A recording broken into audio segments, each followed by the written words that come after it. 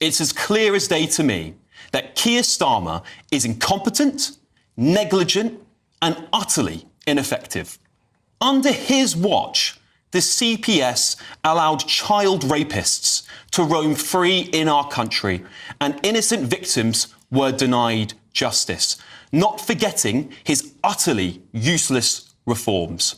That man shouldn't be allowed within 10 feet of Downing Street, let alone the civil service. It's Saturday night and you're with the Saturday Five. I'm Alex Armstrong and I can promise you that you're in for a very lively show.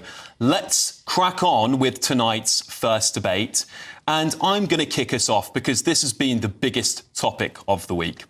This week, ministers like Jess Phillips have finally been exposed over their hypocrisy on the Grooming Gang epidemic.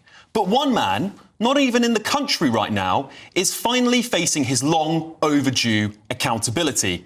That man is our Prime Minister, Sir KEIR STARMER. And if he hadn't said it enough already, Starmer was the head of the Crown Prosecution Service from 2009 to 2013. For years, under his watch, the CPS covered up, buried its head in the sand and turned the other cheek to countless victims of sexual assault and grooming rape gangs. Why? All for the sake of diversity.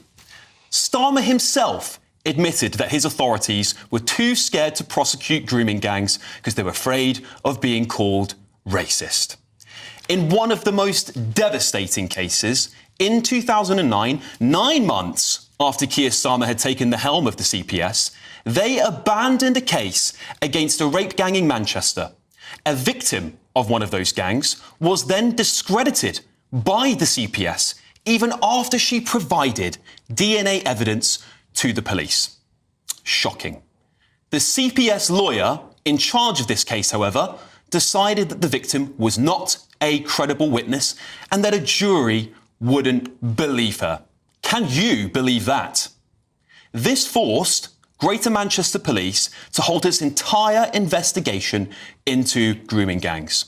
It then took 2 years for Starmer's CPS to review its original decision on that case and charge the suspects. A further year later, Sir KEIR finally decided to do something and implement reforms at the CPS. But how have those reforms gone? Well, the Warwick Academic's final findings report slammed lawyers at the CPS for still using victim-blaming language about rape complainants and failing to take seriously child sexual assault allegations to this day. This is 2024, everybody. It's as clear as day to me that KEIR STARMER is incompetent, negligent and utterly ineffective. Under his watch, the CPS allowed child rapists to roam free in our country, and innocent victims were denied justice, not forgetting his utterly useless reforms. That man shouldn't be allowed within 10 feet of Downing Street, let alone the civil service. And I haven't even got the time to cover the multitude of other failures under his watch, including the failure to prosecute predators like Jimmy Savile, Mohammed Al-Fayed, as well as the post office scandal, all under his time in the CPS. But to top it all off, KEIR STARMER received a knighthood for his catastrophic leadership. Arise, Sir KEIR STARMER. What a disgrace our system is. The time for excuses is over. The world is watching now. We can no longer afford to simply accept apologies and useless reforms any longer. Those officials who knew about this scandal and utterly failed to act, must be jailed. They must be jailed for their complicity.